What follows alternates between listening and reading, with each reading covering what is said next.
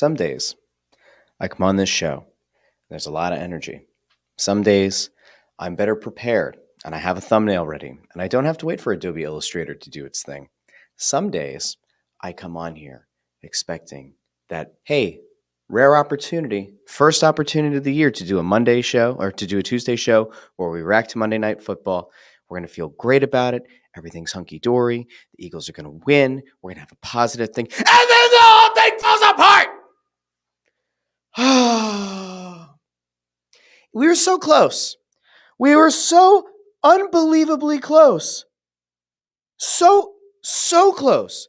Within a minute 26 of coming on this show this morning at the right time, instead of just after 9 o'clock, a half hour later, because I'm still trying to recover from whatever the hell we just watched happen against the Atlanta Falcons. It was Dennis Green, right? Who said they are who we thought they were. We let them off the hook. You want to crown them, then crown their ass. But they are who we thought they were. Well, guess what? We knew exactly who the Falcons were. We knew exactly who Kirk Cousins was. We knew exactly what you had to do to stop him. We knew exactly what you had to do to walk out of the link with a win, to go 2-0, to still overcome some significant issues that showed up on Monday night. You were this close and then shit the bed.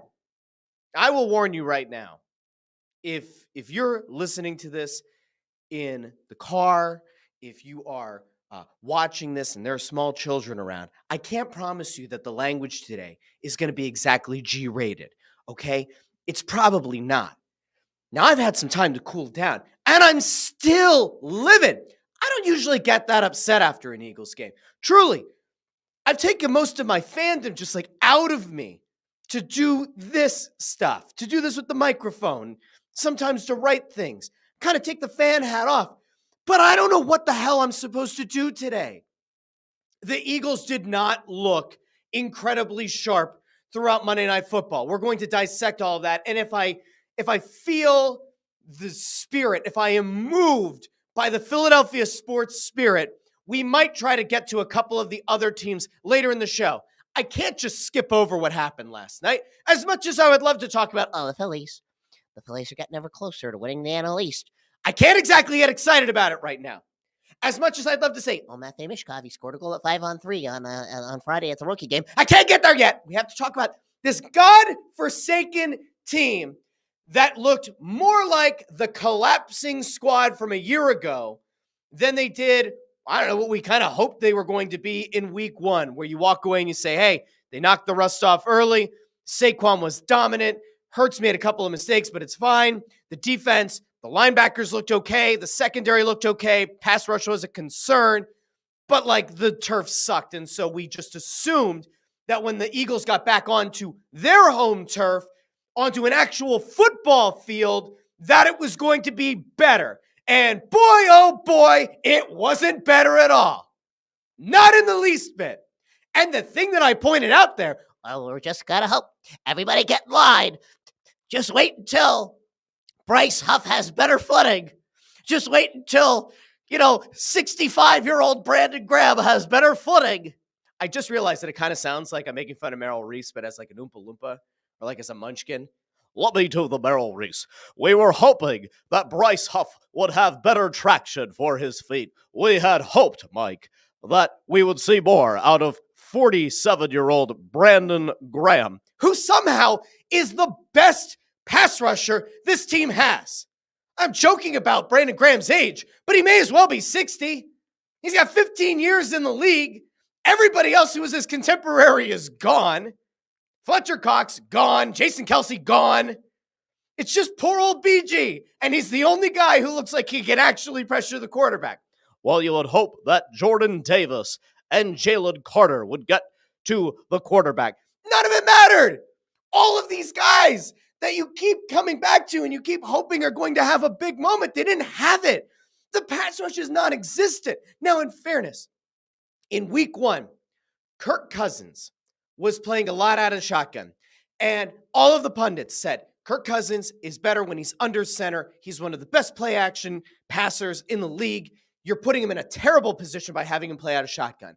And then you saw he was immobile. It didn't work. The entire Falcons offense in week 1 was just off. They lost 18-10 to the Steelers at home, okay? They had him under center last night. He looked much more like the semi-reliable, if not unimpressive, Kirk Cousins that you would expect. The Eagles' defensive line is non-existent. They are nowhere to be found. If they were lost on an island, it's time to bring them back. We spent the whole offseason, I'm going to jump around here a lot, but we spent a big part of the offseason saying, all right, Haason Reddick, what are the Eagles going to do? He wants a lot of money. His production last year was down significantly over the year before, where he looked like arguably the best pass rusher in the entire league. Howie Roseman goes out and executes a trade, sends him to the Jets. They go out and they sign Bryce Huff. They trade away Haason Reddick to the Jets, who needed a pass rusher with Huff gone. And all of a sudden, you're like, oh, you got picks, and you got a guy who's younger, and you got a guy who can produce like Haason Reddick did. Except none of that was true. Bryce Huff doesn't exist. Bryce Huff plays exactly like the number on his jersey. 0. How many pressures did Bryce Huff have on Monday night? 0. How many tackles for a loss did Bryce Huff have on Monday night? 0. How many sacks? How many sacks did Bryce Huff have on Monday night? 0. 0. 0. 9. Null. None of them. None. Useless. Effectively useless. Everybody's laughing at the Jets. The Jets went out and they executed a trade for a guy who'd rather be in Tokyo walking around, checking out the cherry blossoms in Haason Reddick. And it's a big win for the Eagles because they have Bryce Huff. Who the hell is Bryce Huff? What is Bryce Huff? Apparently after the game, Bryce Huff said, I need to find myself. You think? You think? Now I have some tweets here because I'm not Mr. Statistician, okay? But there are some very concerning trends and some very, very concerning things that came out of the game on Monday night. We're going to throw them up here on the screen, and hopefully I'm not going to throw up on my keyboard because I'm disgusted. I'm absolutely appalled by what I saw. And then we're going to go out to the comments. Usually we do that to start the show. I don't have it in me right now. We're going to do this, and then we're going to go there. Now, here is a wonderful stat line compiled on Twitter by Thomas R. Peterson, who says as follows: Bryce Huff in 2 starts, 0 sacks, 0 quarterback hits, 0 hurried throws, 0 tackles for loss, 0 solo tackles, 1 assist. Way to go. That's the guy. That's the guy that was supposed to replace Haason Reddick. You know what? I was going to try to lead the show with a little joke. I thought it would maybe be a little bit funny. I'd say, hey, you know what Haason Reddick and Bryce Huff have in common?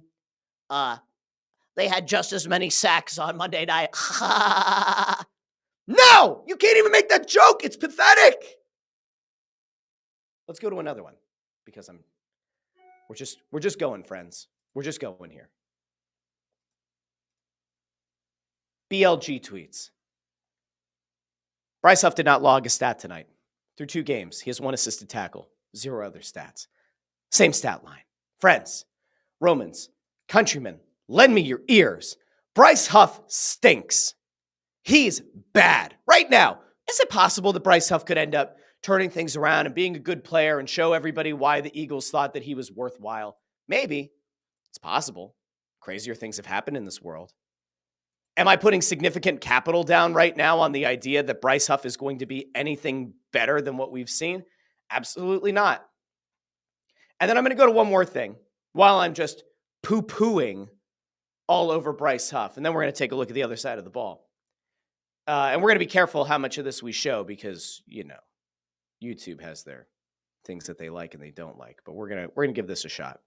So an account over on X, Philly Nation, put this out. Looking into Bryce Huff's stats, and this was back when the Eagles acquired him, back on March 9th. We're going to pause this. We don't need this right now. He had 6 of his 10 sacks in 2023 came against backup offensive tackles. 2 other sacks came from Tua falling to the ground. Huff was blocked by a pulling tight end. And another came from a Justin Herbert rollout where Huff was unblocked. That's it. 6 of his 10 sacks came against backup offensive linemen. Now, you could sit back and say, well, that just is indicative of the fact that the guy does what he needs to do. When he's in there with a bad matchup, he exploits it. No. He's brought in as a big money acquisition. He's brought in as the guy who's supposed to be Haason Reddick reincarnate from 2 years ago. He's not that. He's not even close. And again, we joke about what happens with Haason Reddick. We joke about the age of Brandon Graham. This team doesn't have any semblance of a pass rush, which then puts further pressure on the linebackers and on the secondary.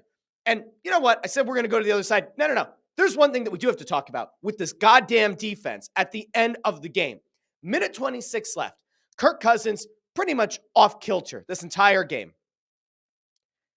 He goes out and he starts running the 2-minute drill. Now, if you went back, if you haven't done so, find the clip. I can't play it here, but find the clip of Peyton Manning, Eli Manning, and Matt Ryan breaking down the 2-minute drill as it's happening in real time. From start to finish, the clip's like 5.5 minutes. They start talking about the fact that when you're new to a team, the 2-minute drill is kind of instinctively your easiest thing for you to find success with, because it's the first plays that get installed. It's the plays that you know inside and out. It's the plays that your receivers know, timing. It's just a simple thing for you to roll with. And that might be why Kirk Cousins looked so confident. Break down the final drive. 4 consecutive passes, 4 consecutive completions. Then there's a throw to the end zone where it looks like holding, defensive holding, maybe a pass interference that they get away with. And then boop, off to the end zone for a touchdown. Like, the Eagles were picked apart by Kirk Cousins. Now, if you want to say, well, Kyle Pitts is a good player. If you want to say Bijan Robinson was, slicing and dicing this team all day, maybe they were trying to pack the box to defend against the run.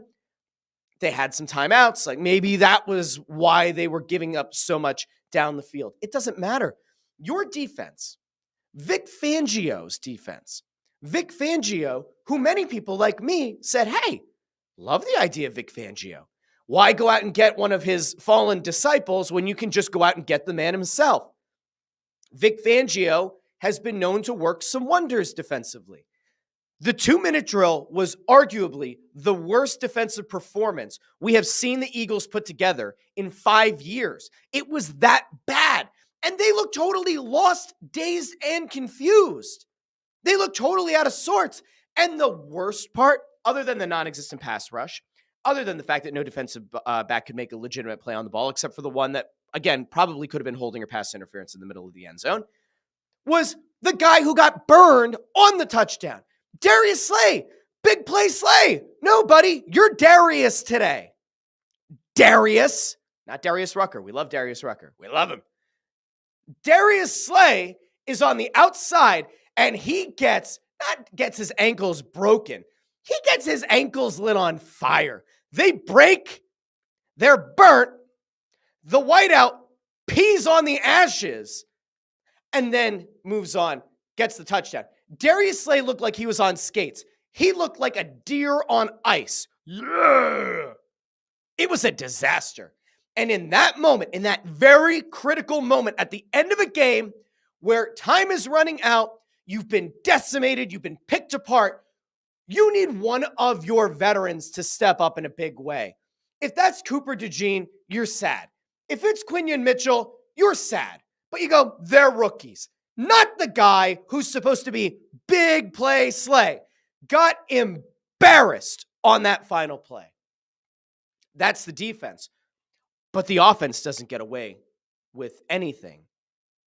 We're going to get there in a second. I want to go out to the comments really quick before I dive into that. I have no idea why my notifications are coming out through big speakers now instead of my headphone. I've been checking that. Sorry if you hear my emails coming in. At least my emails show up. Unlike the Eagles pass rush. Let's go out really quick to the comments.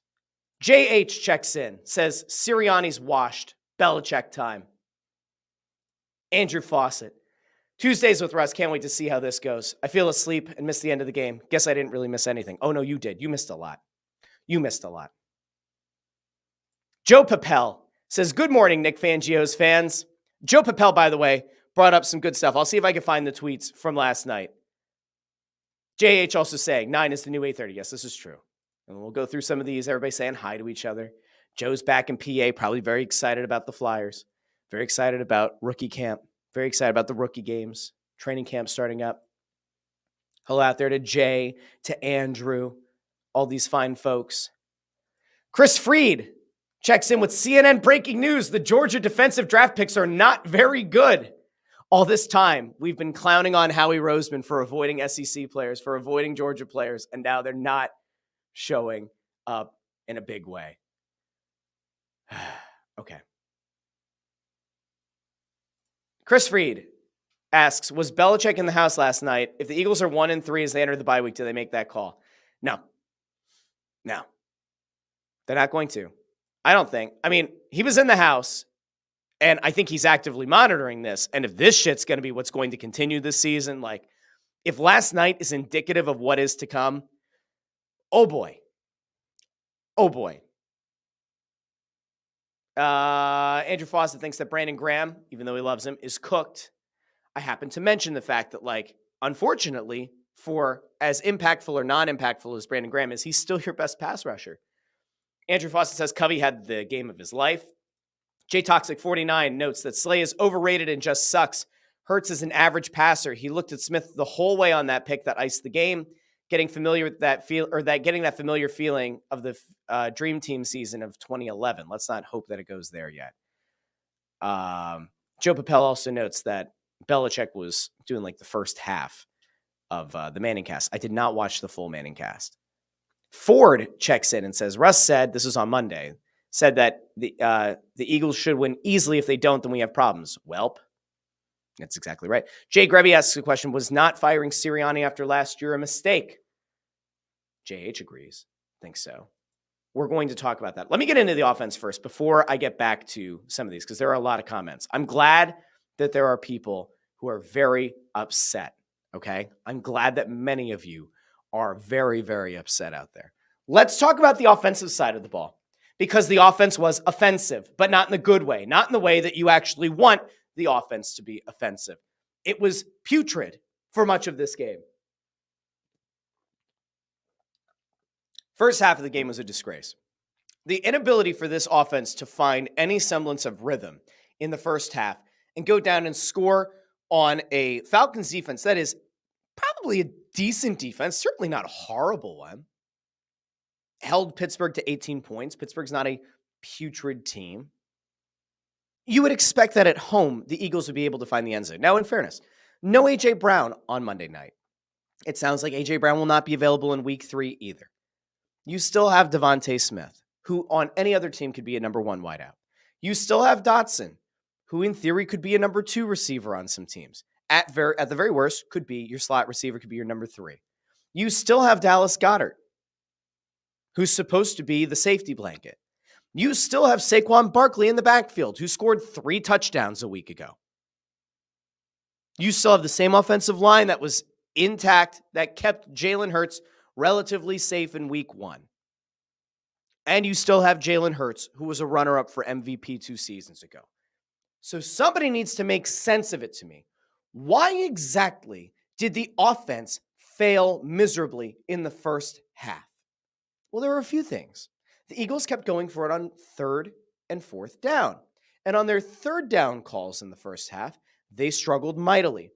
4th down, they went up for like a 4th and 3. I think it was in the first quarter, where they were around the 35-yard line.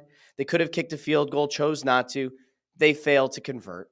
They did that a couple more times, where they went for it on 4th down, failed to convert. But late in the game, in the second half, Nick Sirianni had this like weird epiphany that instead of continuing to be aggressive and continuing to do what the analytics tell him to do, which is often go for it on 4th down in the opposing team's zone, in their half, I think it's if you're within the 40 and in, go for it on 4th down, especially 4th and short. The Eagles didn't do that consistently. And then what we ended up seeing was what fell apart at the very end of the game for the Eagles. The most notable thing to happen for the Eagles. And that was Saquon Barkley's drop. Now, I can't show you that here on YouTube, because if I do, they'll flag the video and take the whole thing down. But you could see it in the thumbnail of this episode. You've probably seen the clip floating around on X today. But like, not a good look. Saquon Barkley on a 3rd and short. Hurts swings it out to him. Front shoulder. Should be a very easy, a makeable catch. It hits Barkley in the hands and he drops it. He knows it's bad. If you watched on the Manning cast, Peyton Manning jumped out of his seat, held his head, walked away. Matt Ryan looked shocked. Eli Manning kind of like said, it's okay. Like, he'll figure it out. There are worse things in the world. These two played together. Yeah, they're maybe a little bit something there. Former Giants giving each other a little break, right? Barkley drops the pass. Post-game, Barkley takes responsibility, says that he needs to be better, says that that is his fault, that's on him. He's not going to let that happen again. He needs to convince his teammates that they'll be able to trust him going forward to make that play. But here's the problem. The Eagles could have done the same exact thing on 4th down. They could have even handed it off to Barkley, who had found success on the ground on 3rd down. And then maybe on a 4th and 1, you tush push, right? You have that minute 30, whatever left at that point. Maybe you play where you give the Falcons a much longer field to deal with. Eagles chose not to do that, take the field goal, and then pretty much told the Falcons, go ahead, go down the field. Or no, sorry, that's not true. And then the Eagles pretty much said, go out, go score a touchdown, go the length of the field. Good luck. The Falcons did it. The Falcons did a great job. Down the stretch, the Falcons did exactly what they were supposed to do. And we go back to that 2-minute drill and we say, tip of the cap to Kirk Cousins. That Barkley drop sucks. But like the people who want to pile on Saquon Barkley today, I just point out the fact that in week 1, what happened? Barkley carried this team. Jalen Hurts was somewhat erratic in week 1. He made some bad calls. He had some bad picks. He had some bad reads. Barkley's pretty much the reason that you won in week 1. I don't turn around then in week 2 and say that this entire game falls on him, because it doesn't. And by the way, why do we stick on the offensive side of the ball here? Because the Eagles got the ball back. Now, they didn't get it back with a minute and a half. They didn't get back with 6 minutes on the clock, but they had it with enough time and with timeouts that they really had to get themselves to about the 40-yard line to be able to give Jake Elliott the chance to kick one up through the uprights. And as arguably the best kicker in the league, one of the best kickers in the league, you should be able to set your kicker up for success, go down, give him the opportunity to win you the game if you can't find the end zone yourself. And the Eagles didn't do that. It was a brutal end of the game. But there were other signs throughout it that should have given you pause. And I'll come back to the fact that in the first half, the Eagles offense looked so out of sorts and were unable to convert on short yardage situations that, like, you probably should have gone into halftime with at least 20 points on the board. At least. The fact that you only managed to put up 21 points at home is a significant failure. Now, I'm not going to say that, hey, this is all on Kellen Moore. This is all Kellen Moore's play calling. I have questions, though, about the decision to go for it on 4th down early in the game and then not so much later on. If you're fine with what the analytics tell you to go for it early in a game in the opposition's half, then you have to stick with that throughout the game. They didn't do it. Now, I saw somebody over, let's see, in the comments, Ford very incensed, in all caps, kicked the fucking field goal in the first quarter, and they win 24-22. If you're of that mindset, right? Like if you are of the traditional mindset, take the points, always take the points. Ford could be right. Like, yes, in theory, those numbers add up. You do win the game. The problem is that if you're the Eagles and if you're Nick Sirianni, part of what got you to a Super Bowl and got you very close to winning a Super Bowl was being ballsy and was going for it on 3rd down and going for it on 4th down. Like, that's it.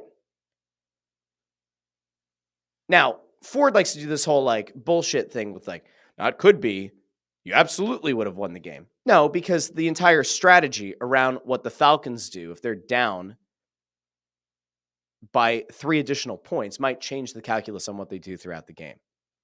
It might make them be more aggressive to go for a touchdown instead of settling for a field goal. This isn't particularly complicated. If everything plays out the same exact way, sure. If you have more pressure applied to you and you realize that it's now a 2-score game, you're probably going to try to go for 2 touchdowns. I digress. There are things about this Eagles team that are still concerning. There are things coming away from last night that have to be a significant concern for you. The defense having no pass rush is a legitimate concern. The defense collapsing in a critical moment looked very much like the end of last year. It looked like that 7-game collapse to end the 2023 season. That is a concern. Vic Fangio coming back in and none of that being rectified is a legitimate problem. They are going to have to get it straightened out. The offensive side of the ball, you can maybe give Jalen Hurts a little bit of a pass because there's no A.J. Brown. But I'm sorry, for as big of a supporter of Jalen Hurts, the franchise quarterback, as I have been, you have plenty of weapons. You have so many weapons on the offensive side of the ball that, in fairness, a lot of other quarterbacks in this league would love to have and don't. There are guys on other teams who make more out of less. And if you're Jalen Hurts and you're late in that game last night, there's no reason to throw into double coverage when you still have at least one timeout left and had, was it 30-something seconds left on the clock? There's no attempt to look underneath. There's no attempt to look to kind of do some chunk plays. All you have to do, get the ball to the 40 and let Jake Elliott kick the field goal. That's it. You're not in a position where you have to score a touchdown. You're not behind by 5 points and 6 gets you the win. There were a lot of questionable decisions in that game. There were a lot of failures in that game. And maybe it's unfair that I'm putting a lot of this on Vic Fangio, but I'm not putting as much on Kellen Moore. But I'm not sure that it was play calling as much as it was execution on Monday night. All right, we're going to go back over to the comments. I've begun to settle a little bit. I'm feeling a little bit better now. JH says, throw the bum out on his ass so they can at least salvage the season. He means Nick Sirianni. I just don't see it. I really don't. Talked to Rob Motti last week over on Crossing Broadcast, who writes for the AP now as their national NFL guy. He said he sees virtually no chance of Bill Belichick taking a job mid-season. Kellen Moore's not his guy. Vic Fangio's not his guy. And God knows we cannot have Belichick take over and bring back Matt Patricia with this crew. That ship has sailed. Let's see. Andrew Fawcett says Nick Sirianni is Chip Kelly, literally. Not exactly sure if it's the same, but he says he's Chip Kelly light. He acts like he's smarter than everyone else and looks fucking lost. I don't disagree, but here's the problem, Andrew. We've said this a few times. We've asked this question a lot of times. What exactly is Nick Sirianni doing now? Because the defense is Vic Fangio's defense, and the offense is Kellen Moore's offense. Special teams aren't exactly Nick Sirianni. So what is Nick Sirianni doing? What is his job right now? What is it that you would say that you do here exactly? What is it that you do, Nick? I don't know. It's easy to overreact. I'm now catching myself. I was very emotional to start the show. I've now come back to the grounded version of myself, okay? I've gone from being Super Saiyan. Now my hair has gone back to being dark. Here's the problem. Week 1 wasn't exactly inspiring, but there were things that you could write off. No preseason reps, bad field conditions, not actually playing at home despite the fact that it's called a home game. Okay. All of those variables were gone on Monday night. You had home field advantage. You had your home turf. You had your home fans.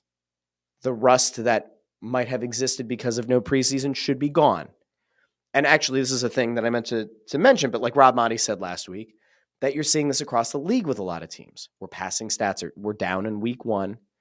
Some offenses still look out of sorts in week 2. That's all fine and dandy. There are legitimate concerns here. And if you walked away from Monday night and just said, oh, well, it's just a close loss. You hate to see it. And it kind of is what it is. No, there are actual systemic issues here with this team that are going to have to get figured out. That secondary, Darius Slay getting burned on that play to end the game is horrific. And there's no excuse for it. That pass rush creating absolutely no pressure in a meaningful way is a legit problem. Now, we will give a shout out here to Quinion Mitchell, though, who early-ish in the game had a near interception and kind of got ripped out. But he like jumped a route. He looked almost like Asante Samuel on that play. So we're going to give him a rookie shout out for a pretty decent performance there. Andrew Fawcett says the only highlight from last night was listening to Kelsey's commentary in the third and fourth quarter. Spiral out says, what up? Joe Papel also mentions Fangio's D cost Miami a division title last year. So if you go back to this, so Joe Papel actually pointed to a game last year where Fangio's defense just flat out collapsed down the stretch, like in a horrific way. And I guess, it's early and it's one game to really look at the defense in the way that we are today. But like when Fangio was let go by Miami, the players were thrilled.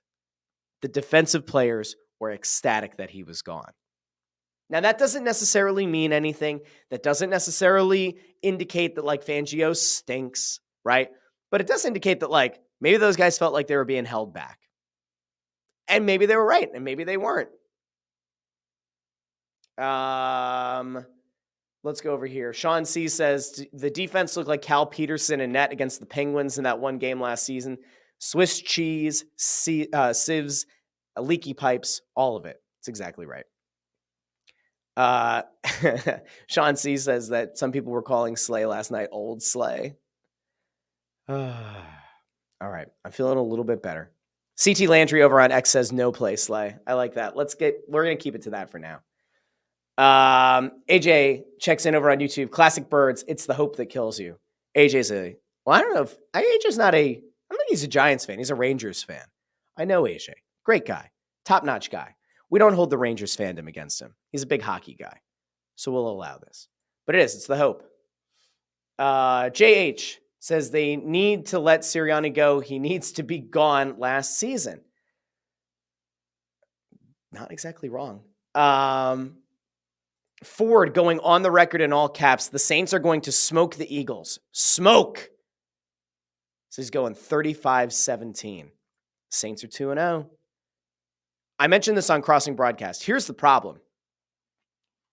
Sunday, everybody got really excited. The Giants became the first team in NFL history to score 3 or more touchdowns, allow 0 touchdowns, and still lose the game, which is baffling in a way. They lost that game to the Commanders. So that was funny. The Cowboys got their teeth punched in the worst way. Alvin Kamara, 3 touchdowns on the ground, 1 through the air. Derek Carr looked far more dynamic than Dak Prescott. Go figure. Absolute blowout win. And the only thing I could think was, I can't exactly go nuts and enjoy the full schadenfreude because the Eagles still have to go out and do the job on Monday night against Atlanta. Now, I will tell you, I should have maybe known that yesterday's game was going to go the way it did. I got up yesterday, was having a pretty good morning. A neighbor of mine tagged me on Facebook and said, hey, there's a place nearby off of 724. It's like a Dutch country market, I think is the name of it. And they do this thing where like every day, if you have one of the 2 names of the day, you get a free coffee or you get a free pretzel or whatever. And I'm like, oh my gosh, I'm going to get a free coffee or I could get a free ice cream. The possibilities are endless. I was like, this is going to be a great day. Then work got stressful. I didn't get my free coffee. I didn't manage to get over there to get my free coffee. And I had this sinking feeling. And I want to know if I'm crazy. This is all proof that the universe is really a simulation. I had this thought in the back of my head yesterday, right before the game started. And I swear to you that whenever this hits me, the first time the Eagles lose a game in the season, I had this thought. Yeah, teams end up losing a game. They have to lose games. They can't just win them all. Huh. That's always the thought. And it always happens right before the first loss of the season. Before kickoff last night, I had that hit me. And I was like, I should just put my mortgage on the Eagles to lose. But I wanted to believe that this Eagles team was going to be different. I wanted to believe that they were going to do the job against the Falcons. And they didn't. Okay. We're going to keep going over here. Andrew says, Hurts' decision-making makes me miss Foles more and more. By the way, if you missed this, Foles had his retirement. They did the photo op with him and Jeffrey Lurie. He was in town. Obviously, Kelsey was in town doing all kinds of pregame shenanigans. He was on the Manning cast later in the game. they brought out Fletcher Cox and someone else. Who was the other one that they brought out pregame? Kelsey brought the guys out with the underdog masks on. That was pretty cool. Nick Bott says early Foles would just throw it out of bounds and play it safe. Hurts is looking for the play. Very different players. So let's actually dive into that because it's a really good point by Nick Bott. I don't think I've seen Nick Bott with a comment before, so thanks for finding the show. Hope you subscribe over on YouTube. Here's the thing about the difference between Foles and Hurts. Foles knew exactly what he was. Foles knew exactly who he was expected to be. Foles never tried to be something he wasn't. Foles wasn't drafted incredibly high with the idea of being a franchise quarterback. Foles was always an overachiever. And obviously the Super Bowl was this masterful postseason run, right? Masterful performance, outdueled Tom Brady, lives on as an all-time legend in Philadelphia. He's over my shoulder right here holding up the Lombardi trophy, okay? Nick Foles was not a fluke. Nick Foles knew what he was, and the big part of what Nick Foles was he was a guy who was risk averse. He wouldn't try to force ball into a tight seam unless he had to, unless there was no way that a defender could make a play on the ball. You think back to the Corey Clement touchdown in the back of the end zone where like nobody actually knew if he got both feet down in the very back. Corey Clement was the only guy who could make the play on the ball. Now, Foles did have interceptions, and Foles occasionally had a bad read. But like he wasn't afraid to give up the play, give up the down, and try to come back and get them the next time. Hurts is a little bit different. Now, I'm not going to compare Hurts to Wentz, but it's going to kind of compare the two a little bit. Wentz was drafted really high. Wentz believed that he could be the guy to fit the ball into a tight window in triple coverage. And hell, sometimes he physically was capable of doing it. And I would always say just because you can do something doesn't mean you should. Just because you have the arm to rifle that ball into that tight window doesn't mean that that's the smart play. Hurts, unfortunately, second half of last year, thus far this season, we're seeing a little bit more of that. We're seeing a little bit more of a guy who knows that he has the physical ability to get the ball there, who believes he can get the ball to a Devontae Smith or to an A.J. Brown to make a play, maybe not just because he believes in his own ability to get the ball there, but because he believes in his receiver's ability to make a play on that ball. For Devontae Smith to high point a ball, unlike a defensive back can. For A.J. Brown to go and make a physical play, box out a D-back, go up, get the ball, truck a dude, and go the distance. No A.J. Brown on Monday was obviously a problem. It was an absence that was felt. Hurts has to adjust how he plays and how he looks down the field. Now, there were some people I saw. I want to say it was Joe DeCamera put out a thing last night that was Hurts is hurting the offense because he is looking to use his legs too early and he consistently rolls out to the right. And it's effectively killing everything that the Eagles could do. And it actually makes things very predictable that if you pressure Hurts to the left and he has to flush out to the right, you can pretty much bank on the fact that he's going to go to the right each and every time. He doesn't roll out to the left. He rolls right when he feels the pressure instantly. He doesn't really step up in the pocket a lot. And if you look at that final interception, you found yourself in a position where Jalen Hurts doesn't make the right read, gets uncomfortable, hangs in there. The final throw that actually does get picked. He hangs in there. Maybe it throws off his timing a little bit. He realizes he can't escape. He wants to give his receiver a play on the ball downfield. He hangs onto it, chucks the ball deep, immediately gets crunched. You have to give the guy a tip of the cap in that he's not afraid to try to make that throw, and that he's not afraid to take that contact. But at the same time, there are better plays. There are better options. At some point, he's going to have to realize that playing hero ball isn't going to get the job done. And I like Jalen Hurts a lot. I don't think that Jalen Hurts is a fraud. I don't think that Jalen Hurts is a fluke. I don't think that Jalen Hurts' runner-up season for MVP was a one-shot thing. I don't think it was a flash in the pan. I don't think it was an anomaly. I don't necessarily think that he is a top 2 MVP candidate every year, but I could absolutely see him playing himself back into that level. I also don't think he's a bottom 15 quarterback. I don't think that he's a second-round pick where he was taken. I don't think that he's a guy that you should look at as being a stopgap until you can go out and draft a more traditional quarterback or a more dynamic quarterback. One thing that you can be, happy about, that you can look at as a positive for Monday night, he looked a lot more mobile. He looked like that speed was back. He looked like some of the burst was back. I found that to be a big positive to take away from last night. He looked more dynamic. He looked more like the guy that we expect him to be. Yes, he does leave the pocket too early. Yes, he doesn't make every read perfectly. I was definitely encouraged by the fact that he didn't look slow like he did in week 1. We don't know. I have not talked to him. You've not talked to him. But like the idea that maybe he was playing a little bit more conservatively on that soccer field in week 1 because he didn't want to tear up his knee. Maybe there was something to that. He looked like a guy who was willing to make plays, to take hits. The one thing you could say about Jalen Hurts is when that guy goes and he runs for a first down and he drops a shoulder to take down a D-back, you know what you don't have to worry about? You don't have to worry about him getting hurt. Like, I don't watch Jalen Hurts take a hit and worry that he's not going to get back up or that he's going to wince and miss plays. Miami fans don't have the same thing. Like, I was listening to the Le Batard show the day after Tua's concussion, and they were like, it sucks to watch Tua in that, like, every time he takes a hit, you're legitimately worried about, like, will he get up? Will he have another concussion? Will he fence, right? Hurts, you don't feel that way. I'm going to go back over to the comments and see what else is out there. Sean C says, CJGJ clearly ripped off a helmet after that 4th down stop as well. The defense is soft and immature. They're going to have to figure it out. If there's an immaturity factor, that's going to be on Vic Fangio as the consummate professional, as the, well-respected defensive coordinator to get those guys in line. Nick Bott says, Hurts felt the need to run himself, which we all like to see, but I'd like to see him be healthy for the playoffs.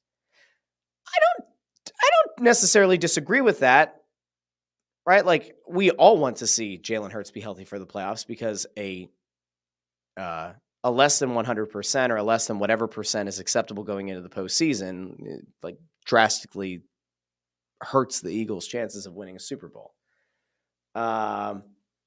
And then Nick Bott, we'll go here one more time. I'm sure this is going to piss off Ford. I'll have to look and see if he's upset that so many comments have been pulled up from another person. But no matter what, I think it's Super Bowl or bust for Nick Sirianni. He's on the chopping block if this doesn't turn around by the playoffs. T-Mac checks in over on YouTube and says, Belichick is coaching this team next year, LOL. I don't know. It would be interesting.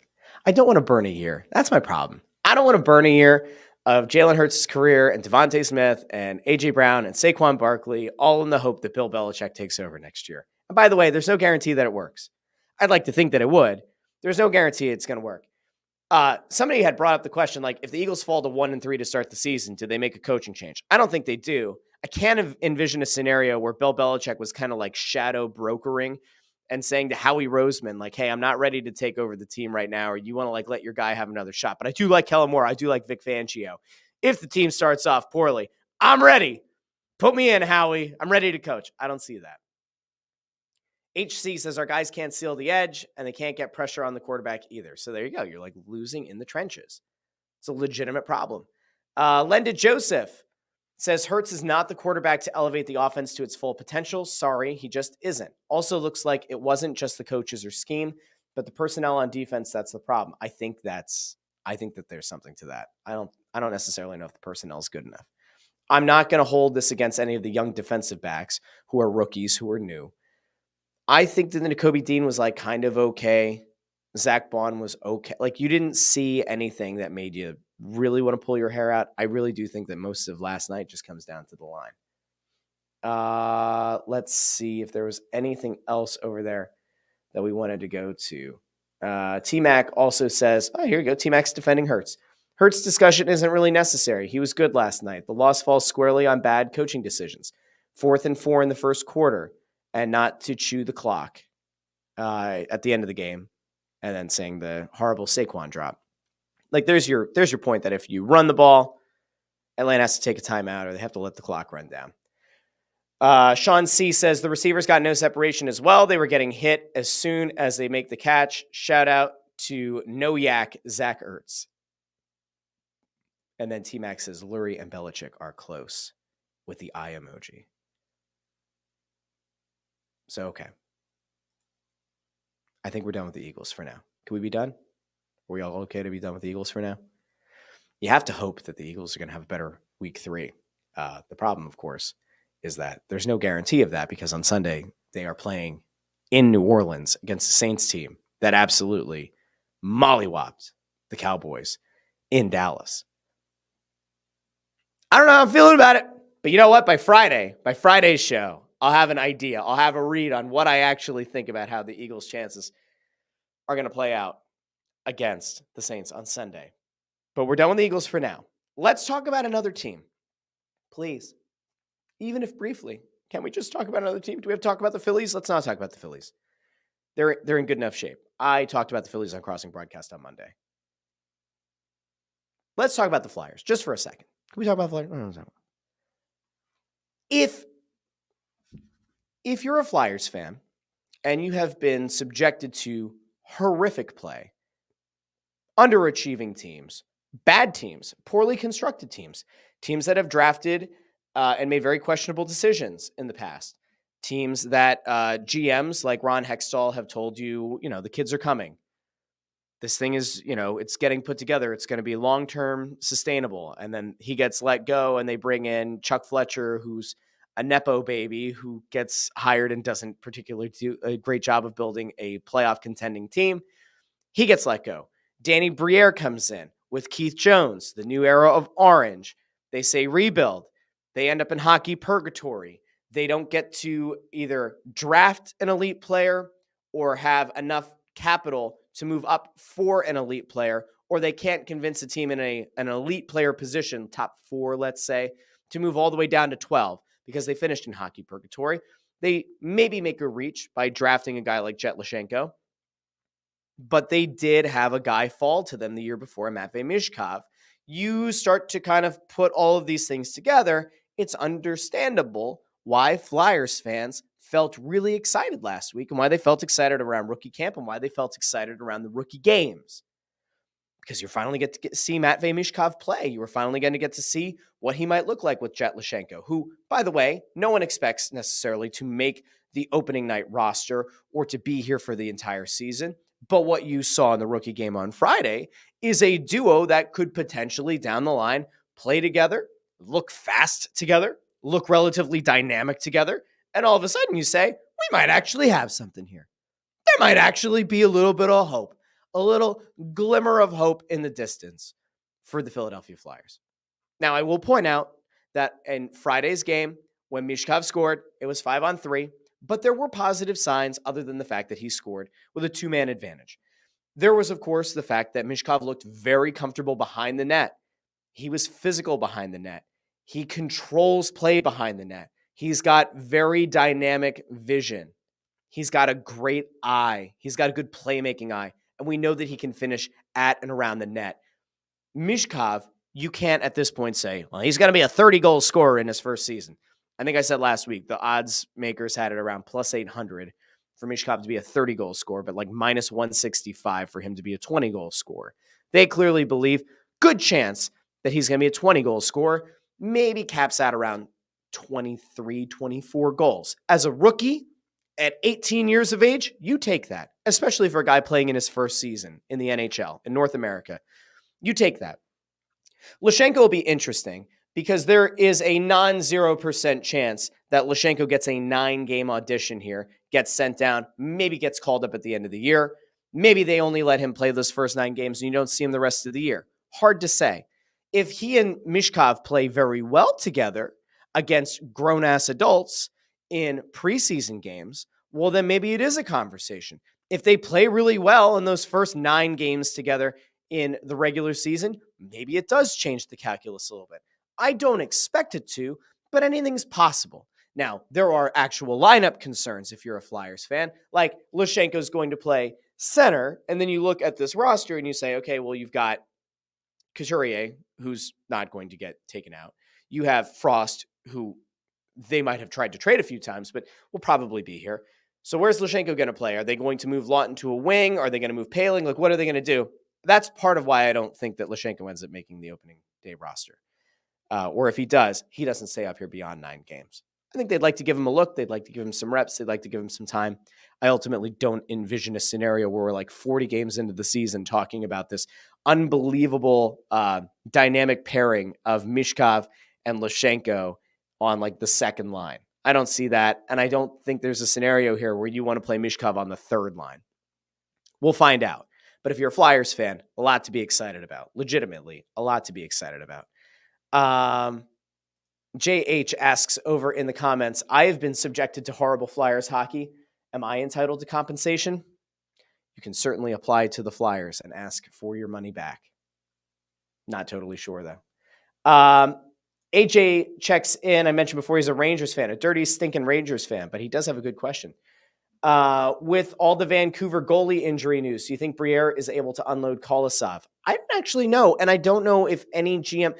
What we've heard, what has been kind of muttered around is that there are teams monitoring the Kolosov situation, that he went back to Dynamo Minsk, that he didn't want to be sent to Lehigh Valley again. He apparently doesn't want to be the starter on an AHL team. It seems like a very big stretch to expect an NHL team to extend this guy a possible starting nod or even the backup job with him never having played in North America, never having gotten used to the North American game. Now, if there were a time for it, it would be during training camp. The question is what exactly they want. Sean C. notes that Friedman said on, I guess, 32 Thoughts, or he wrote somewhere, that the Flyers are asking for a second rounder and the assurance that Kolosov would join the team he would get traded to. So that's like a two-part issue. Like if you're Vancouver and you want to deal for Kolosov, you might have to deal a high draft pick. Plus, there has to be confirmation like, yeah, the dude's going to come back from Belarus and not bitch that he's homesick. We'll find out. I have no idea. Let's see. Joe Papel says, worst case, Edmonton and Calgary make it to the Western Conference Finals and devalue those two number ones. I don't know what that was in reference to. Not totally sure. Chris Freed says, when you mention hope, I think of what Red said about hope in Shawshank. What was that line? Hope is a dangerous thing. Hope will drive a man crazy. Something like that. I should know that. I love that movie. Andrew Fawcett says, keeping Luchanko up at this point would be a huge mistake. Joe Papel. There we go. It was, if Edmonton and Colorado get to the Western Conference Final, those two number ones lose value. The Flyers have 3 number 1 picks. They own an Edmonton pick and a Colorado pick. If they advance far, those picks are no longer as valuable, and having 3 first-round picks maybe doesn't mean as much as it would have. Sean C. says, interesting comments from Lappy yesterday, too. Said Kolosov was invited by teammates to dinner constantly, and he always said no. That's the thing that, like, man, as much as on a human level, there's part of me that says, all right, this guy probably thought that he had a chance to be the backup in Philly last year because Fedotov was off the table. Cal Peterson was bad. Sam Ersson was definitely the number 1. Like, did he get the visa thinking, oh, I can go be the backup? Fedotov jumps him, and then he's like, well, I don't want to go to Lehigh Valley. And then he doesn't play in the playoffs for Lehigh Valley. And he goes, what the hell did I come over here for? Like, if that's the thing on a human level that upset him, I kind of understand it. I think it's still kind of silly, but I sort of understand it.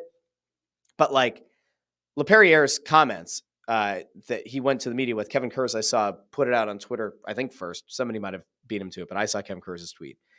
That, like, LaPerriere saying, guys, like, they knew there was a language barrier, but, like, guys tried to, like, reach out to Kolosov. They tried to make him comfortable. They tried to have him come out to dinner, and he just kind of isolated himself. It's interesting because during the summer, what had kind of been leaked from presumably Kolosov's camp was that he felt isolated. Well, if he himself was creating the isolation, the burden kind of falls on the player there and not necessarily on his teammates and not necessarily the organization. Apparently they had offered for him to, like, room with someone. Again, language barrier was a problem. So he wanted to be by himself. Goalies can be weird. Maybe that's what this is. Maybe he's just an odd bird. Maybe he's just a weird goalie. Maybe he's just a young guy who had a real significant culture shock and didn't get to play and felt like the Flyers organization wasted his time last year. He's since changed agents. We talked about that over on Snow the Goalie. If you haven't checked that out yet, you should. We'll go over here. Andrew Fawcett says, Kolosov is an injury away from making his NHL debut. He's a head case. CT Landry over on X says, if Luchanko earns a spot for a 9-game look, so be it. That's what training camp should be for, at least for a so-called rebuilding team. So there are things that are going on around the Flyers with the young guys, but I will tell you really quickly that there's something even bigger happening. And I don't know, do I violate my own rule here? Do I show something ahead of time? Do I maybe show a preview of something that comes up on an interview this week over on Snow the Goalie, the Only Flyers podcast, the People's Podcast, Players Podcast, Prognosticators Podcast, Pedialyte Podcast, Presidential Podcast, the Only Flyers podcast? I don't know. There is something that happened that I thought about showing. You know, maybe I'll show a little preview. Should I show a little preview? Maybe I'll show a little bit. We had a guest who is going to be on the episode this week. And I believe that episode is going to air on Wednesday. I think that is our plan as of right now. So we're going to do a live show on Wednesday, the day before the rehearsal dinner for Anthony Sanfilippo's wedding. I have to finish writing that wedding ceremony. We're almost there. But we were joined on the show by Flyers captain Sean Couturier. Knowing what you went through to go through those 2 surgeries, the personal element to it, the professional, working yourself back into it, to watch the way that things did transpire, that being named captain, something that I have to imagine had gone through your head at some point. Shortly thereafter, like there's a weird thing that kind of happens. There's getting called out by the coach in public. Was there ever a point last year where you're just like, yo, it's kind of bullshit. Like, let me be a player and let me do what I'm supposed to do here. Like, was there ever the frustration? I mean, I'm not saying like flame anybody here, but like, was there ever like the frustration last year of just like, let me go out and be a player. Let me do what I'm supposed to do. What was Sean Couturier's answer? You'll have to tune in to Snow the Goalie this week. That was actually pretty good. I'm actually kind of proud of myself. That was good. That was a good tease. I will tell you, there are going to be a couple of things from this interview that might get aggregated. It was a very good interview. We got down to it. Now, I will just say, some of the stuff you have to watch the interview, and you will pick up on some physical cues, and you will be able to see some facial expressions that might tell you a little bit more than just listening in the podcast feed. But I promise you, if you're a Flyers fan, you want to be around for the Sean Couturier interview on this week's Snow the Goalie. That will probably release on Wednesday. We'll do that live on YouTube. It'll hit the podcast feed thereafter. Thursday, I'm back at noonish, I think. I might be working on something else, but Thursday is the Sanfilippo rehearsal dinner. I believe I'll be on Crossing Broadcast. If I'm not, Kincaid will run that show. Friday, I'll be back here for the Russ Joy Show in the morning, bright and early. I promise I'll try to do 8:30. I dropped the ball. I fell asleep last night without doing the thumbnail and setting everything up for the episode today. So you can see I'm a one-man show. I make all the thumbnails. I set up all the studio stuff. It takes a while. It took me about like 25 minutes this morning. So apologies that we were late this morning, but you know, it's only me. Now I will tell you, if you're out there and you know somebody who's really good at social media stuff or is really good at short form content, or like somebody who's in college and is looking to like get something on their resume, have them reach out to me. They can email me. What the hell's my email that I use? Russ@joymediallc.com. They can DM me on Twitter. They can DM me on Instagram. But if you know somebody out there who's actively looking to get some kind of experience doing short form content, doing stuff with YouTube channel, doing stuff with podcasts, with editing, with whatever, by all means, send them my way. I'm happy to help somebody out. I'm happy to have a little bit of help, might even pay them a little bit.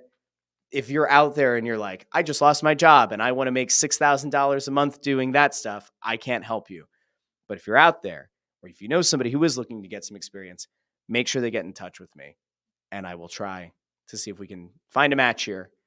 I would love to have a little bit of help, maybe with this, maybe with Snow the Goalie, maybe with some of the other shows. We'll see. But in the meantime, I want to thank all of you who joined me live. Many of you joined live over on YouTube. Some of you were on the Russ Joy Show channel. Some of you were over on the Joy Media LLC channel. I'd encourage you to subscribe to both of those. I'd encourage you to subscribe to this show wherever you get your podcasts, Apple Podcasts, Spotify, Pandora, anywhere else you get them. I didn't check Apple Podcasts today. So if you left a 5-star review, I'll be sure to read it on Friday's episode. If you haven't written one yet, go over to Apple Podcasts, commandeer somebody's iPhone, go leave a review for the Russ Joy Show. And if you're on Spotify, just click on the show page and click the star rating, leave 5 stars, and I'll greatly appreciate it. One other thing, many of you did a great job with this on Friday, so I want to commend you, but I want to ask you to do this again. If after the show's over, if you're watching live, make sure you comment in the regular comments section on the video, hit that like button and share it to someone. The algorithm apparently loves that. And I would love for this show to continue to grow. We're picking up people slowly but surely. I haven't used like Crossing Broad to promote this show. I haven't used Snow the Goalie really to promote this show. We're just trying to build it. We're gonna grassroots this thing. I don't know. We're working on it.